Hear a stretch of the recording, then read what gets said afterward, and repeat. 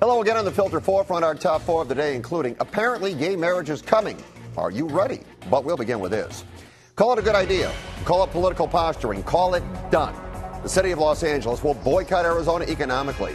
Our city leaders believe it's their place to put Arizona in their place. The decision banned most city travel to Arizona and future contracts with companies in that state. The council also asked that existing contracts be reviewed to see if the city can get out of them. During the meeting this morning, council members compared Arizona's action to Nazi Germany in the beginning of the Holocaust. The council voted 13-1 in favor. Greg Smith cast the sole dissenting vote. Interestingly, according to a new survey from the Pew Research Center, 73% of the people in this country approve of requiring people to produce documents verifying their legal status if police ask. 67% approve of allowing police to detain anyone who cannot verify their legal status.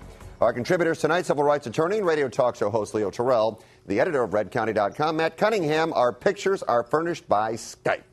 Matt, I'm going to start with you. Posturing for the city of Los Angeles, a good decision for the city of L.A. Should they be involved here? This is posturing, pure and simple. The city of L.A., let me put it this way, their finances are a disaster. And while that's going on, while having to lay people off, running a deficit, their city council is busy passing resolutions trying to boycott Arizona for passing a law that merely requires police officers in the course of their duties to determine if someone is here illegally. I mean, why should we be upset and trying to boycott a state dealing with a problem that is illegal in the first place? It blows my mind away, but I think it shows that these council people would rather posture and play games and play to the crowd than deal with the problems, the very real problems the city of Los Angeles has. What do you think, Leo?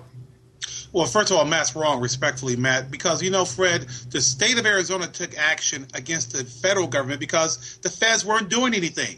The city of L.A. and states have the right to impose an economic boycott. It's called states' rights. And the city of L.A. has an opportunity to hurt Arizona in its pocketbook. Apparently, Arizona claims that the illegal immigration was hurting them economically. Now they're feeling the sting of an economic boycott, not only from the second largest city in the country, but others as well. All right, but here's the question, Leo. Leo, here's the question. Here's the question.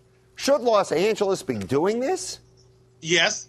Yes? Yes, because, Fred, you know, remember when South Africa had apartheid? Countries and cities all over the world stopped doing business with South Africa. And LA has the right to make a stance and a protest against a law that should have never have been passed. Remember, Arizona passed that law because they said the federal government wasn't doing anything. Well, we don't have to accept Arizona law, and the city of LA, and I applaud them for taking this aggressive action to tell Arizona it's a bad law. Leo, is it any of our business? There are enough problems here. They can't fix the potholes in the streets. They can't keep the libraries open. They can't trim trees.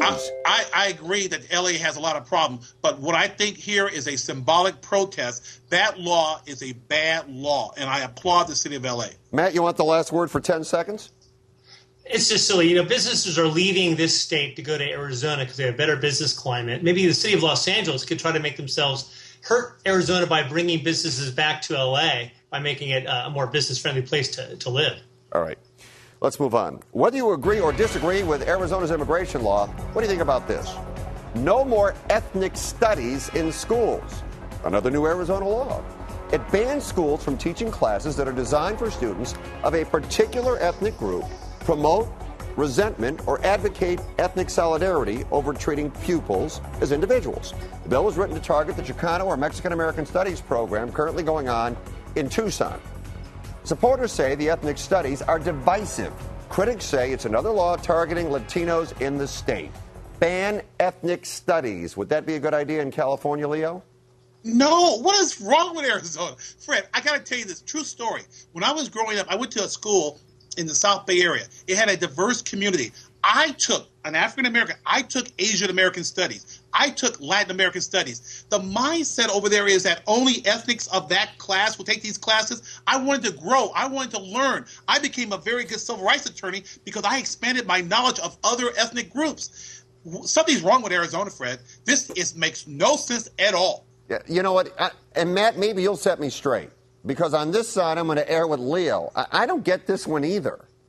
Well, this law applies to school districts. You can argue whether we should have ethnic study departments in universities, but do we really need K through 12 ethnic studies education just to make sure all these children are perfectly aware of their pigmentation and how it makes them different from other people, and somehow has an effect on how they think and how they'll succeed in life or not succeed in life, instead of emphasizing citizenship and a common heritage as Americans, and maybe educating the children with skills and knowledge that will help them in the world. So I think they're perfectly aware of their ethnic background without the help of the public school system. No, Matt, respectfully, I think I turned out to be a pretty good guy because my school is like the United Nations. I wanted to learn about Asian Americans, Hispanic Americans, and I voluntarily took those courses. I'm not Asian, I'm not Hispanic, but I took those courses by choice.